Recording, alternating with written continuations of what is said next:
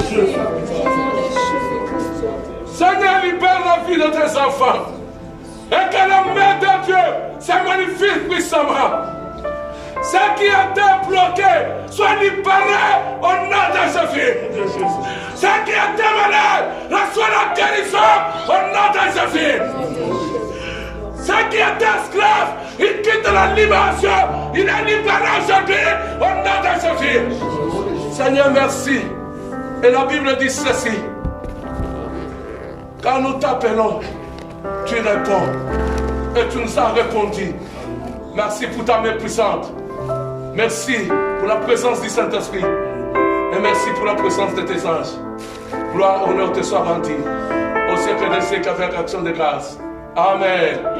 Mets-toi bien-aimé. Mets-toi. C'est le moment de la parole. Amen. Sans plus tarder, nous allons prier par ce moyen. Nous allons acclamer au nom de Jésus. Acclame.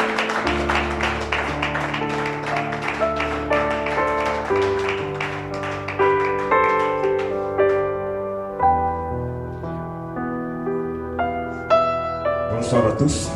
Bonsoir. Que Dieu soit béni.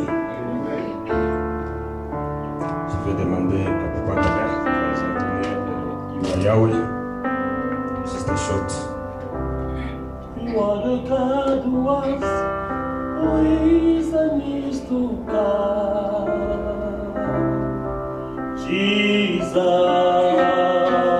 Jesus, Jesus. And in you I trust, my life is in your hand. Jesus, Jesus, you are the Lord, only God. You are Yahweh, you are Yahweh, you are Yahweh, you are Yahweh, you are Yahweh, Alpha and Omega. You are Yahweh, Alpha and Omega. Oh, you are Yahweh, you are Yahweh, you are Yahweh, you are Yahweh,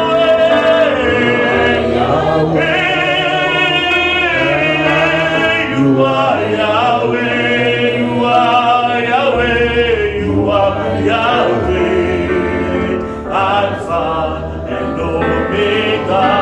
You are Yahweh, you are Yahweh, Alpha and Omega. Oh, you are Yahweh, you are Yahweh, you are Yahweh, you are Yahweh, Yahweh, you are Yahweh, Yahweh, you are Yahweh, Alpha and Omega. You are Yahweh, you are Yahweh, Alpha and Omega. Nous te bénissons, Seigneur, Père éternel Dieu, et nous te rendrons gloire, toi qui es Dieu. Merci encore une fois plus, Seigneur, pour ce moment que tu viens de nous accorder, oh Dieu. Ce n'est pas par notre vouloir ou par notre propre volonté, Seigneur, mais c'était ton plan, toi Dieu, toi qui savais qu'aujourd'hui nous devons nous réunir encore en ce lieu. Seigneur, laisse-moi proclamer la liberté de ton évangile, oh Dieu, que ta puissance, que la puissance du Saint-Esprit se manifeste au milieu de nous. Je te bénis et je te rends gloire et je remets tout, Seigneur, sous la supervision du Saint-Esprit, au nom de Jésus-Christ de Nazareth, que nous avons ainsi prié. Amen. Amen. Que Dieu soit béni. Amen. Je bénis l'éternel Dieu. Je vais m'efforcer à être un peu lent et à être encore short comme il s'agit de l'exhortation. Gloire à l'éternel Dieu. Et je vais essayer de marcher dans le même angle de l'exhortation qu'on nous a précédé. C'est ce qui a beaucoup tiqué mon cœur. Parce que je me demandais le thème que je devais donner à ce message. Jusque-là, je n'avais pas disposé le thème. Mais, gloire à Dieu, le thème s'est disposé. Je voudrais parler pour ce qui concerne l'impact de la prière et de la repentance. Amen, bien-aimé. L'impact de la prière et de la repentance. C'est une chose qui est beaucoup très importante. Nous sommes dans le livre de Marc, chapitre 2, verset 3 à 5 et le verset 10 à 12. Nous lisons Marc chapitre 2, le verset 3 à 5, le verset 12. Des gens vinrent à lui, amenant un paralytique porté par 4 hommes. Marc chapitre 2, Chapitre 2. commençant verset 3, oui. C'est ça, hein? Oui. Les gens vinrent à lui, amenant un paralytique porté par 4 hommes. Comme ils ne pouvaient l'aborder à cause de la foule, ils découvrirent le toit de la maison où il était. Et ils descendirent par cette ouverture le lit sur lequel le paralytique était couché. Jésus voyant leur foi, dit au paralytique, mon enfant, tes péchés sont pardonnés. Le verset 12. 10 et 12. Or, afin que vous sachiez que le Fils de l'homme a sur la terre le pouvoir de pardonner le péché. Je te l'ordonne, dit-il au paralytique, lève-toi, prends ton lit et va dans ta maison. Et à l'instant, il se leva, prit son lit et sortit en présence de tout le monde, de sorte qu'ils étaient tous dans l'étonnement et glorifiant Dieu en disant, nous n'avons jamais rien vu de pareil. Amen. Que Dieu soit béni. Bien-aimé, la repentance des livres, comme déjà l'homme de Dieu nous a précédé, et j'aimais beaucoup ça. La repentance des livres. Il y a certaines choses que nous négligeons beaucoup plus dans la vie, mais ça a beaucoup d'impact dans notre vie. Amen, bien-aimé. La repentance des livres, ça va au-delà même, si je peux parler, de la délivrance. C'est l'histoire bien connue que nous tous nous connaissons très bien, qu'il s'agit de ces 4 hommes qui transportaient leur frère qui était paralytique. Jésus-Christ était en Galilée. Après avoir quitté Galilée, il s'est retrouvé à Capernaum. Il était dans une maison où il était en train de prêcher. Il y avait des pharisiens, il y avait des docteurs de la loi et il y avait des scribes. Il était en train d'enseigner. Mais ces 4 hommes, ils avaient d'abord donc un objectif là commun, une vision qui était commune, et ils avaient la foi. Déjà là-bas, je devrais ouvrir une parenthèse, mais c'est une chose très importante. Dans un groupe, dans une équipe, dans une famille ou dans une église, où peut-être 2 hommes veulent faire la marche ensemble, la première des choses à se rassurer, c'est est-ce que nous avons la même vision? Parce que dès que vous n'avez pas la même vision, vous n'allez pas achever tout ce que vous voulez faire. Même dans un mariage, si vous n'avez pas une même vision, vous allez commencer à vous battre jour et nuit. Celui-ci dit que j'ai besoin de ceci. L'autre dit non, moi j'ai besoin de ceci. L'autre dira moi c'est ceci. Donc vous n'allez pas vous entendre. Ces 4 hommes, ils avaient un objectif commun. Ils avaient une vision commune. C'est pourquoi ils s'entendaient très bien. Et toutes leurs idées marchaient très bien. Ils se sont dit qu'aujourd'hui, il faut que notre frère trouve la délivrance. Ça, c'était leur détermination. Mais vous savez, si vous avez une détermination, un objectif quelconque, l'obstacle n'est pas quelque chose à te décourager. Ils ont rencontré l'obstacle. Il y avait une foule qui ne pouvait pas leur permettre d'entrer dans la maison. Mais cet obstacle ne l'avait pas empêché de continuer. Ce n'est pas encore le moment d'abandonner. Tandis que lorsque tu rencontres un obstacle sur ta marche chrétienne, lorsque tu rencontres un obstacle dans tout ce que tu es en train de faire, c'est le moment de changer les idées. Pas d'abandonner, pas de reculer. Il n'avait pas dit que nous rentrons, on peut le faire demain. Non. Si c'était peut-être toi, tu allais dire, oh tout ceci, je peux le faire demain. Mais pour eux, cet obstacle-là était absolument rien du tout.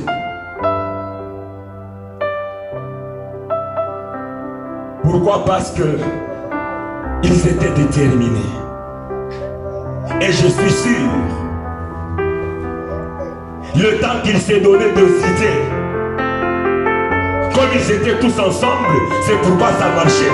Sinon, là, quelqu'un d'autre peut dire, ah, comme ça, comme il y a beaucoup de gens, faisons ceci.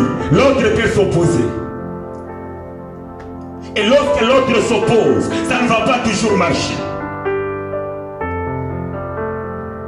L'autre pouvait dire, ah, comme ils se sont dit, non, on peut enlever l'étoile et entrer par là. Quelqu'un d'autre pouvait leur dire que non, ça c'est pas bien. Et cela déjà m'a montré que réellement, ces gens étaient finis. Et c'est ce que le diable attaque beaucoup. Il faut avoir reçu, c'est fini. Tout ce que vous allez faire ne va pas réussir. Toi, tu peux avoir de bonnes idées. L'autre s'oppose. L'autre te contredise. Ils étaient unis. C'est pourquoi quand ils ont proposé cette bonne idée, cela a été résolu. Je suis sûr et certain qu'ils se disaient en eux-mêmes, enlever le toile, oui, on peut le faire. Réarranger encore la maison, oui, on peut bien le faire. Mais réparer le pied de notre frère, c'est difficile pour nous. C'est difficile pour nous. Bien-aimé, par là, je tirais une leçon. Dans une chose là que tu connais, tu sais que ici, aucun homme ne peut me donner la solution. Ici, c'est seulement Dieu prend la responsabilité de tout ce qui peut t'arriver. Parce que l'homme ne peut pas te donner une solution. Là-bas, c'est seulement Dieu. Alors pourquoi je peux écouter les hommes? Pourquoi les hommes peuvent me décourager? Pourquoi les hommes peuvent faire du n'importe quoi? Là où je sais que ici, c'est seulement Dieu. C'est ce que l'homme de Dieu nous a parlé ici. Ne regarde pas celui qui est à côté de toi. Ce n'est pas lui qui peut me donner la solution à mon problème. Ce n'est pas lui qui peut me consoler. Là où je connais que dans cette situation, c'est seulement Dieu. Je ne peux pas t'écouter. Tu ne peux pas me décourager. Tu ne peux même pas être l'obstacle sur mon chemin. Parce que ces gens savaient que l'étoile, on peut le fixer. Même si ces gens vont nous accuser à la police. Oui, la police vient nous arrêter, on va fixer la maison. Mais le cas de notre frère, c'est seulement Jésus. C'est seulement Jésus. Il y a beaucoup de choses, bien aimés, des fois nous sommes embrouillés. Les gens commencent à t'embrouiller. Et tu sais de même, oubliant que ce ne sont pas eux qui vont te donner ce que tu cherches. C'est seulement Jésus qui va te donner ça. Ces gens n'ont pas disposé leurs oreilles à qui que ce soit. Parce qu'ils savaient que c'est Jésus seul qui apporte la délivrance. J'ai beaucoup aimé ce que Jésus a fait. La Bible nous dit, voyant leur foi, Jésus n'a pas entendu leur foi. Il n'a pas entendu des paroles des gens qui étaient dehors en train de parler que nous avons la foi. Il n'a pas entendu. Mais la Bible nous dit que voyant leur foi, Jésus a vu leur foi. Des fois nous parlons beaucoup que nous avons la foi, mais nous ne manifestons pas cette foi. Jésus n'a pas besoin d'écouter, mais il a besoin de voir. J'ai une question que j'aimerais poser à un enfant de Dieu. Quel acte de foi que tu as déjà préparé à faire dans ce mois qui va commencer, qui doit étonner Jésus-Christ, qui doit toucher Jésus pour qu'il puisse réagir? Parce que c'est la foi qui doit t'identifier à Jésus qu'il agit dans ta vie. Quel acte de foi que tu as déjà planifié, que je dois poser cet acte-là dans ce mois qui commence, et l'acte-là que je dois poser va étonner Jésus-Christ, et Jésus-Christ va agir dans ma vie. C'est toi qui as la réponse. Quel acte que tu as déjà préparé? Parce que la foi c'est fait, c'est qui vient à ton cœur, pas ce que les autres sont en train de faire.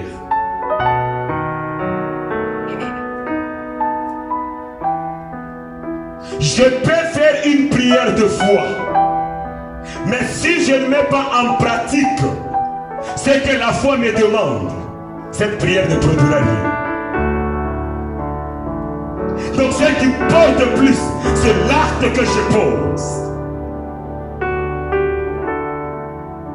C'est ce qui est très important.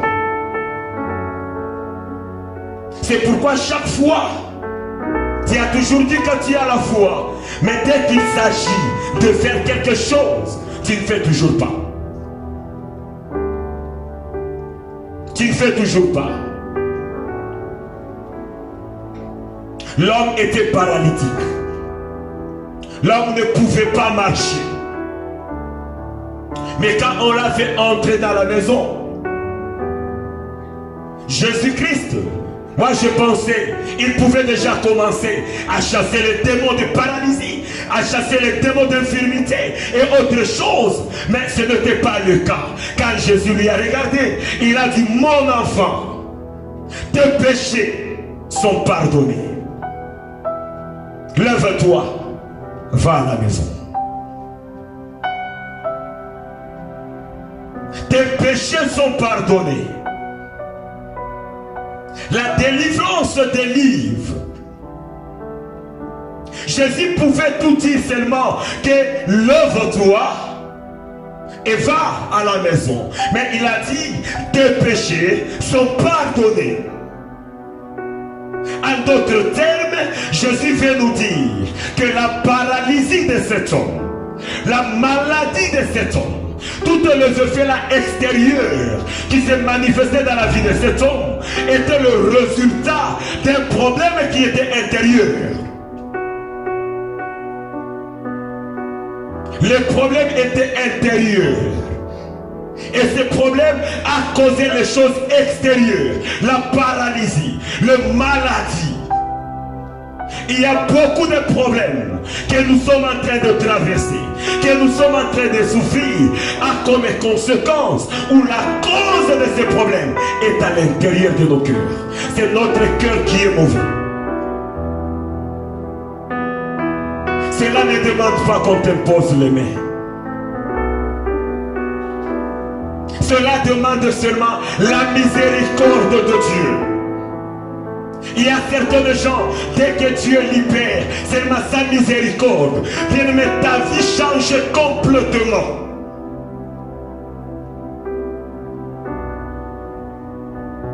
Tes péchés sont pardonnés. En d'autres termes, ce monsieur-là avait seulement besoin de la repentance. Donc Jésus savait que si j'accorde la délivrance à cet homme sans toutefois aller à la source, mais je ne fais rien, il sera guéri. Mais comme la source du problème est à l'intérieur, il va retourner comme il était. La source était le péché. C'est là où j'ai toujours dit, la délivrance n'est pas chasser les démons. On peut vider tous les démons dans ta vie, aussi longtemps que la source qui cause les problèmes est encore à l'intérieur de toi. Après un temps, ces démons vont rentrer. Amen, bien-aimé. Nous sommes dans une génération mauvaise. Une génération qui a besoin de la guérison de Dieu. Une génération qui a besoin de la délivrance de Dieu. Mais cette génération-là n'aime pas que Dieu va à la source. N'aime pas que Dieu, que les hommes de Dieu touchent à son problème. Mais tu as besoin de la guérison. Mais tu as besoin de la délivrance. Dis-moi, ça va se passer comment? Dieu te révèle bien que tel frère ou telle sœur, regarde, elle a fait l'impudicité, elle a fait ceci et cela. Et c'est ce qui a causé la paralysie dans ta vie. Mais tu ne veux pas que les hommes de Dieu touchent ces points-là. Tu ne veux pas. Tu ne le permets pas. Comment tu seras délivré? Comment tu seras guéri? C'est une génération compliquée et difficile. Tout le monde ne veut pas qu'on touche sur ces points-là. Mais comment tu seras délivré? Comment tu seras libéré? Si tu touches à ces points-là, la personne s'énerve complètement.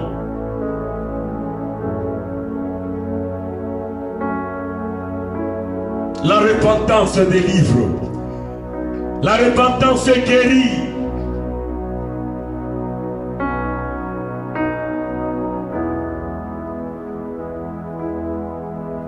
C'est pourquoi Jésus lui a dit, tes péchés te sont pardonnés. Pour certains gens que Jésus disait seulement que prends ton lit et marche, c'est-à-dire celui-là, Dieu lui a déjà pardonné. Première étape de la délivrance, c'est la repentance.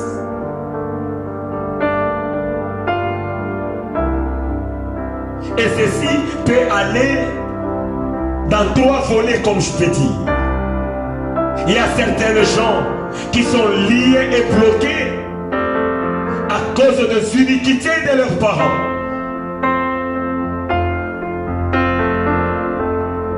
Les parents ont adoré les idoles. Les parents ont servi d'autres dieux. Les parents étaient dans la magie, étaient de franc-maçonnerie. Toute la famille commence à souffrir. Donc vous, dans votre famille, vous n'avez qu'à demander la miséricorde de Dieu. Si tu t'engages, commence à demander la miséricorde de Dieu, tout va changer dans votre famille.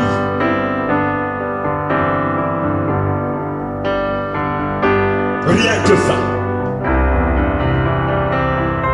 Hier, j'ai compté parler sur l'impact de la prière de famille, comment ça se manifeste.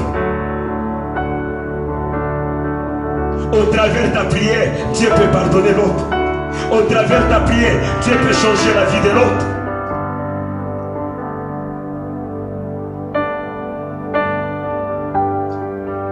Au travers de bienfaits, Dieu peut opérer des oracles dans ta famille. Au travers de bienfaits, l'Éternel Dieu peut visiter ton mari, peut visiter ta femme. Mais ce n'est pas dans ce chemin-là que je vais repartir. Sinon, je risque d'embrouiller les gens. C'est là comme exemple l'histoire de Marthe et Marie. Quand je vis, au moment où Jésus voulait guérir Lazare, on a commencé d'abord par nous donner la description de tout ce que Marie a fait pour Jésus-Christ. Marie a oint Jésus-Christ avec le parfum qu'elle avait. Tout ça a fait que Jésus-Christ puisse guérir ses frères.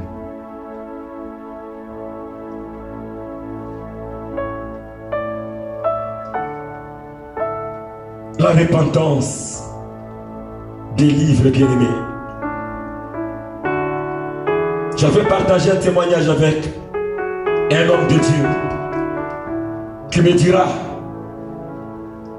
il y avait un homme qui marchait avec deux béquilles parce qu'il s'était fracturé. Et maintenant, le temps qu'il voulait descendre encore dans les escaliers, il était tombé encore. Il fallait voir comment il a crié avec des cris amers parce que ça lui faisait très mal. Il y avait des douleurs atroces. On lui a appelé pour prier pour cet homme. Quand il est arrivé, il dit, à chaque fois que je vais ouvrir ma bouche, Éternel Dieu, fermez ma bouche. Je ne savais pas pourquoi. Dans ma bouche, ce n'était que la miséricorde qui sortait. À chaque fois que je vais prier, l'Éternel fermait ma bouche. Je demandais toujours la miséricorde de Dieu. Alors, le Saint-Esprit m'a convaincu. J'ai commencé à demander seulement la miséricorde de Dieu.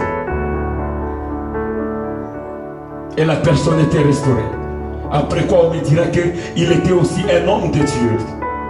C'est parce qu'il avait dégringolé. Il était allé boire de la bière. Donc ça, c'était Dieu. Rien que la miséricorde de Dieu. La repentance délivre.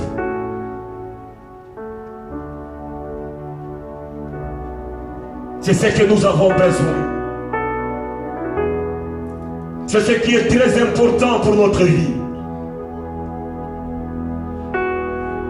Quand lui a dit seulement que tes péchés te sont pardonnés, la personne se ressaisit, se restaure.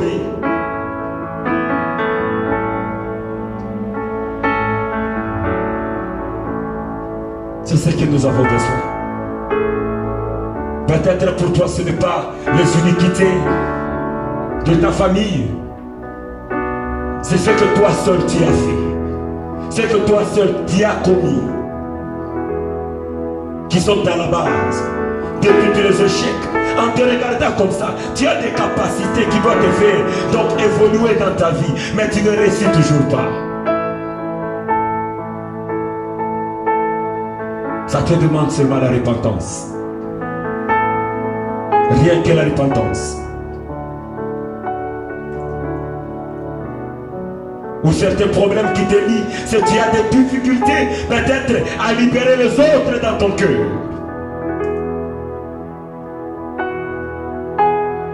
Remporte, Dieu nous aime tant. Dieu nous aime beaucoup. C'est seulement si nous retournons dans ce principe.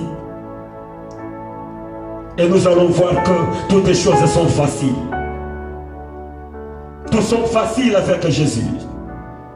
Rien n'est impossible. Et tu es témoin de ta vie.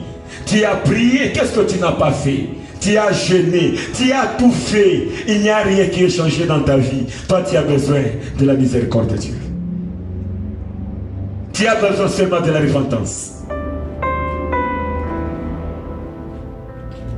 La prière de repentance est très importante. À ce point, j'essaie de conclure que si les chrétiens aujourd'hui pourront être sérieux avec la repentance, ils vont vivre le miracle de Dieu. J'ai dit la vérité. Si nous sommes sérieux pendant le moment de la repentance, nous allons vivre de grandes choses.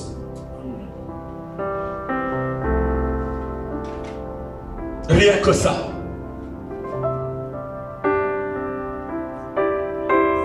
Si Dieu peut nous faire cette grâce. Nous sommes allés loin de Dieu. Nous prions.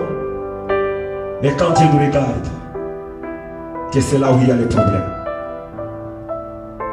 C'est là où nous avons un sérieux problème que nous devons fixer.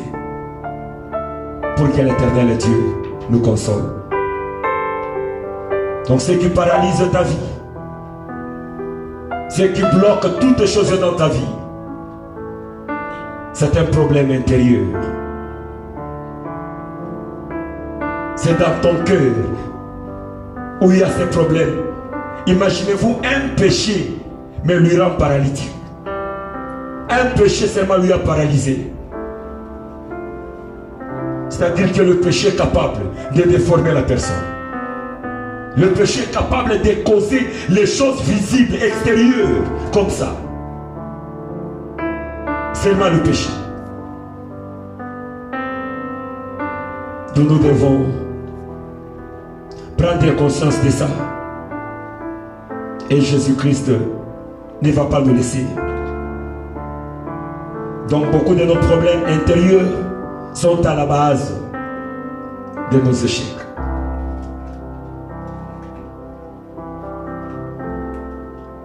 Donc c'est un devoir pour tout un chacun de revoir son passé.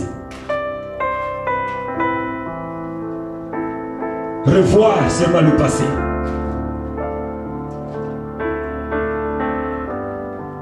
Chacun de nous a une mémoire de tout ce qui est en train de se passer dans le passé.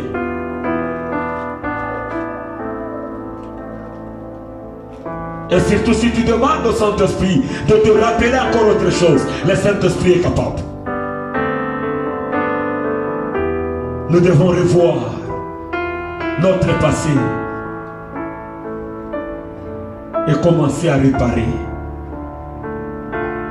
Le problème, c'est à la source. C'est pourquoi nous avons tout fait. Nous avons fait des jeûnes de 50 jours, de 40 jours. Pas même ainsi. C'est là où se pose le problème. Que Dieu nous fasse grâce. Le problème de cet homme, c'était juste le péché. Donc tu dois revoir le péché de tes parents et tu dois aussi revoir tes péchés à toi.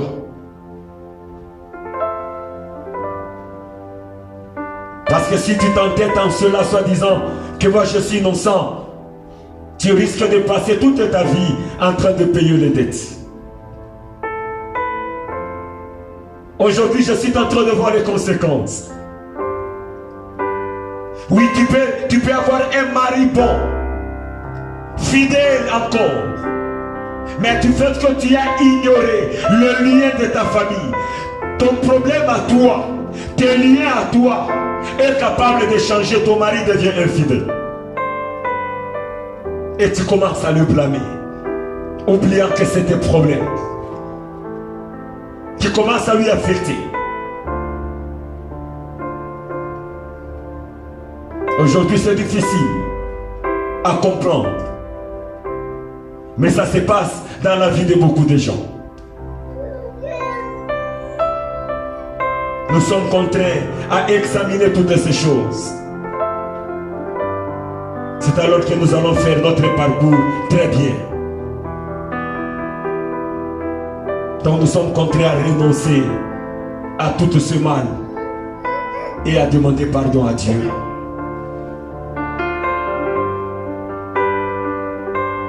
Il y a une grande délivrance qui est cachée dans la repentance. Une grande délivrance. Jésus-Christ n'avait pas chassé les démons, mais il a seulement pardonné la personne et sa vie était restaurée. Si nous demandons un pardon sincère venant au fond de notre cœur, nous retournons à la maison avec un cœur ouvert. Tu verras que là où il y avait un problème, Dieu va t'accorder la solution. C'est un problème de tout le monde.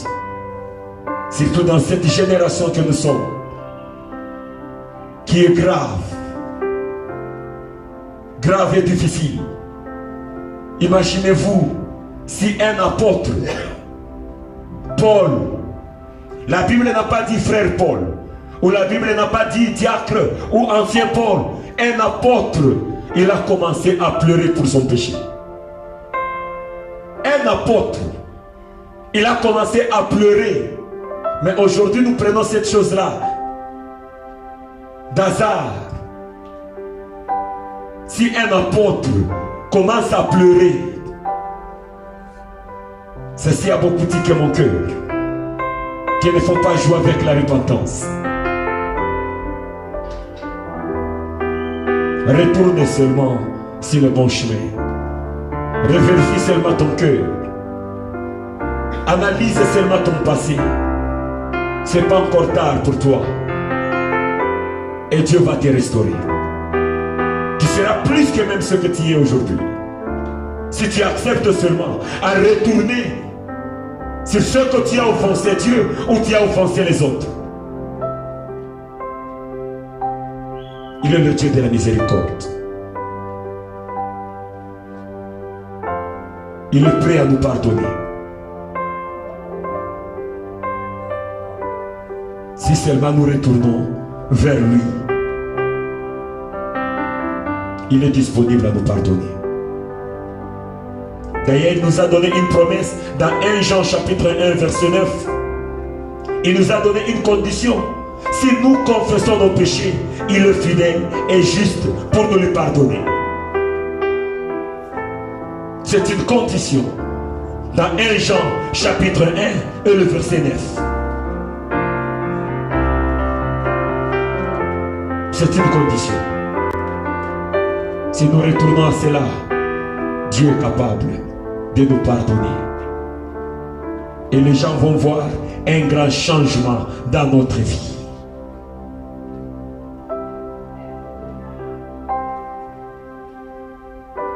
C'est le moment de faire l'analyse, l'examen de notre cœur. Où en sommes-nous avec Dieu?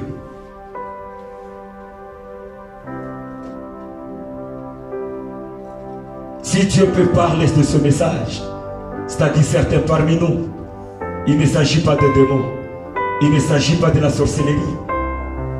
Tu as seulement besoin de la miséricorde de Dieu. Tu as seulement besoin de la miséricorde de Dieu. Peut-être cela peut être mon cas, ou cela peut être ton cas. Tu as seulement besoin de la miséricorde de Dieu.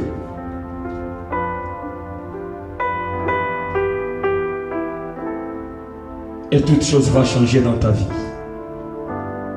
Tu as essayé par tous les chemins. Ça n'a pas tenu. Et Dieu te rappelle aujourd'hui que tu as besoin de la miséricorde de Dieu. Comme je le dis, certaines choses, ce n'est pas Jésus qui peut le faire à ta place. Mais Dieu, dans sa nature, c'est que Dieu connaît que je suis capable de le faire. Dieu ne le fera jamais à ma place. Dieu ne fait que ce que moi je ne suis pas en mesure de faire. Jésus ne pouvait pas aller enlever les tôles à leur place. Ça c'était leur part. Ça c'est ta part. C'est alors que Dieu va réagir dans ta vie. On nous a parlé au début de l'histoire d'Abraham. Ce n'était pas facile. On lui a demandé de chasser son propre fils. Ismaël, oui, il était de son sang. C'était quelque chose de douleur dans le cœur. Mais c'était la condition sine qua non. Peut-être c'est ton cas, tu regardes. C'est cet homme-là, ce boyfriend-là, qui paye le rente pour moi, qui fait toutes les choses pour moi. Allez juste lui dire que désormais à partir d'aujourd'hui, c'est fini. Ça fait très mal. Mais si tu prends la décision, ton histoire va changer. Il y a une certaine chose dans ta maison que tu avais eu ça par escroquerie. Oui, peut-être ça t'aide aujourd'hui dans ta maison. Mais Dieu te demande de t'épargner de ça. Une génération qui est mauvaise. Auparavant, dans l'ancien temps, on voyait dans des églises straight, tu es sorcier, on te parle et tu vois la personne. Donc, ne s'énerve pas, la personne est confesse. Aujourd'hui, je trouve ça, c'est difficile de voir quelqu'un passer devant, commence à dire, voilà, j'ai ensorcelé tel, voilà, j'ai pris le mari de tel, voilà, j'avais fait ceci dans ma vie. Ça devient très difficile. Aujourd'hui, c'est ce que Dieu est en train de chercher.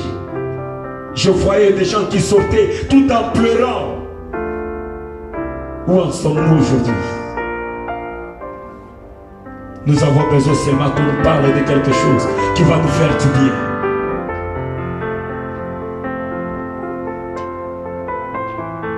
Que Dieu nous fasse grâce. Que ce message trouve place dans ton cœur aujourd'hui.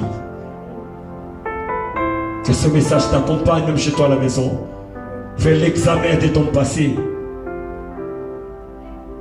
C'est un devoir aussi pour moi de faire aussi l'examen de mon passé. Peut-être c'est ce qui te retient de ne pas aller de l'avant.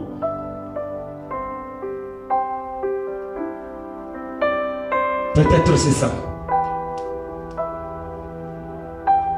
Que Dieu nous fasse grâce. Que Dieu nous aide. Si nous avons des choses à réparer, prends conscience et que la grâce de Dieu t'accompagne. Que tu puisses réussir à le faire. Je te dis la vérité, tu diras que c'est nous qui t'avions ensorcelé. Si tu prends seulement cette décision de te débarrasser, tu verras que tout sera facile dans ta vie.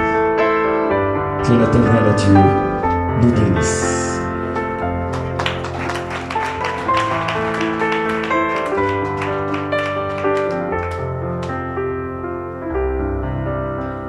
Dieu soit béni. Amen, amen. Quand le Seigneur est en train de te suivre avec la repentance, le Seigneur connaît ton cœur et il te connaît bien. Il y a certaines histoires dans nos vies qui sont en train de bloquer. Amen, amen. Vous savez, Samson qui était un Nazaréen. Amen, amen. C'est quelqu'un qui ne devait pas toucher au mort. Mais quand il a touché au lion qui était mort, le problème a commencé dans la vie de Samson. Après avoir touché au mort, il est allé dans la maison d'une prostituée. Le problème c'est quoi? C'est la source. Tu connais ce que tu avais fait. Peut-être tu n'as pas la capacité et l'habilité de se repentir. Mais laisse-moi te dire ce soir, la repentance est la clé de toutes les choses. Il faut se dépouiller des œuvres des ténèbres et porter les œuvres de la lumière. Je n'ai jamais vu quelqu'un qui sert Dieu avec une rancune. Et rancune, c'est le fruit de Dieu ou le fruit de Satan. Amen, amen.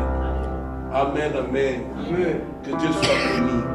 Vous savez, quand Dieu, la Bible dit, quand les lions rugissent, qui ne peut pas trembler. La parole est tombée et la parole te concerne. Vous savez, s'il n'y a pas de grand miracle, parce que les gens sont incrédules, avec des paroles comme ça, le cœur est touché, le cœur est affecté. Amen, amen. Je n'ai pas besoin des gens.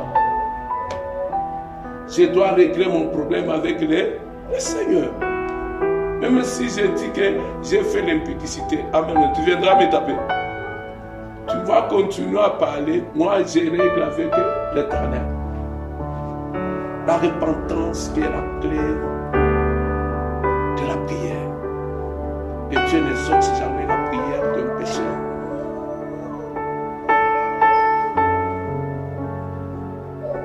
Amen, amen.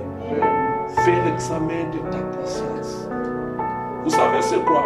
Quand la parole tombe, amen, amen, entre dans la parole de Dieu. De ce que Dieu a parlé, vous allez voir que vous allez voir clair. Vous, quand la parole tombe, tu prends une autre direction. C'est ce qui bloque ta vie, c'est ce qui bloque la main de Dieu d'agir. Aujourd'hui, le moment de la repentance, c'est le moment le plus ennuyeux des enfants de Dieu. Vous allez voir, les autres ne seraient pas même pas. C'est le moment de pleurer. C'est le moment d'avoir, amen, amen, amen, amen, de douleur de ce que tu as fait.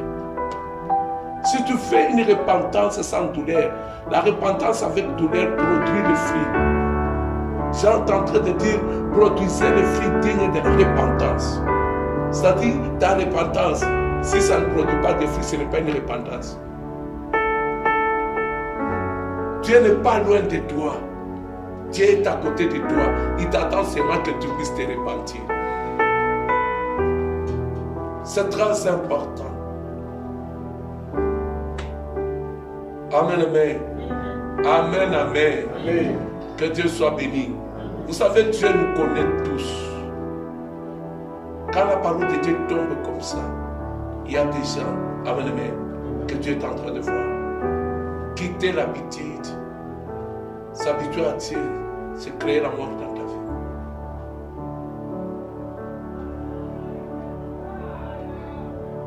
Tu es en train de chercher la bénédiction. La bénédiction est dans la repentance. Vous savez, il y a des repentances que j'avais entendues en Zambie, que je n'ai jamais entendues dans ma vie. Une femme qui dit à son mari, le mari présent, il dit, j'ai pissé dans le bidon. Amen, amen. Si c'est toi, tu vas dire que le mari va me chasser. Mais il a dit, même s'il me chasse, amen, amen, je m'en fous, je dois régulariser avec mon Dieu. Quand il a parlé comme ça, le mari était étonné. Il dit, le bidon que je t'avais donné, tu m'avais posé la question que l'on n'est pas bien. C'était... Je n'aime pas te parler. Amen. Amen, amen. Amen, amen. Mais ce qui m'avait frappé, le mari était content. Une bonne repentance produit la joie. Amen, amen. Quelqu'un qui dit, amen, amen, j'ai pris les déchets humains, j'ai mélangé avec les végétaux, avec les recettes là, déchets là. Il a mélangé, il a formé quelque chose. Amen, amen. Il a mis dans les... c'est quoi? Dans la tempête médicale. Amen, amen. L'homme a mangé. Et ce jour-là, l'homme avait dit c'était bon.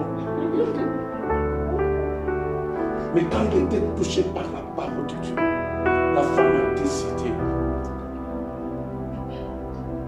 Amen, amen. Dieu n'est pas loin de toi. C'est parce que tu caches notre histoire. Il y a deux péchés que tu appelles les péchés intimes. C'est ces péchés qui vont te tuer. Amen, amen. Amen, amen. Amen. Que Dieu soit béni. Les gens venaient comme ça, que j'avais pris le mari d'autrui. Depuis que on a commencé à vous coucher, je n'ai jamais entendu des prédictions pareilles. C'est seulement, j'étais en colère. Frère, la repentance est entrée dans la profondeur de ta vie.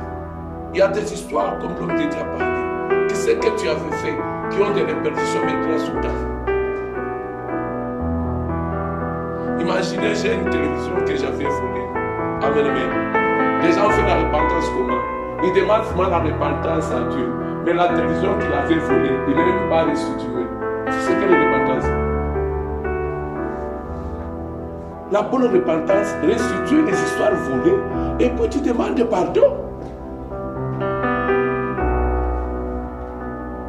Amen, amen. Même si tu avais volé dans la poche de ton mari, pas nécessairement que mon mari, amen, amen, j'avais volé. C'est très important. Et c'est très important. Et vous allez voir que le Saint-Esprit sera puissant dans cette église. Si le Saint-Esprit ne descend pas, les gens ont des problèmes dans leur cœur. Tu as un problème avec un pasteur, allez le voir. Papa, j'ai un problème. Amen, amen. Vous régularisez. Au lieu d'avoir le cœur comme un coffre-fort, ça va te tuer toi-même. Amen, amen. Amen, amen. Amen, amen. C'est comme ça dans l'histoire de Dieu. J'ai béni pour cette parole. Parce que le Seigneur a besoin de bénir quelqu'un dans cet enseignement. Il n'était pas quand j'ai prêché le lundi. Et vous voyez que c'est toujours la même histoire. Fais l'examen de ta conscience. Fais le bilan de ta vie. Fais une remise et reprise avec le diable. Amen, amen. Faire le péché, c'est bon. Réparer les péchés que tu as fait. Il y a d'autres péchés, tu ne peux pas passer directement à Dieu. Il faut voir l'intéressé. Si j'avais pris la femme d'autrui, amen, je vais partir chez le mari de cette femme. Je dis, j'ai pris ta femme. Amen. C'est comme ça. Il y a d'autres repentances. Tu ne peux pas demander à Dieu sans que celui que tu as offensé n'est pas au courant de ça. Que Dieu soit béni.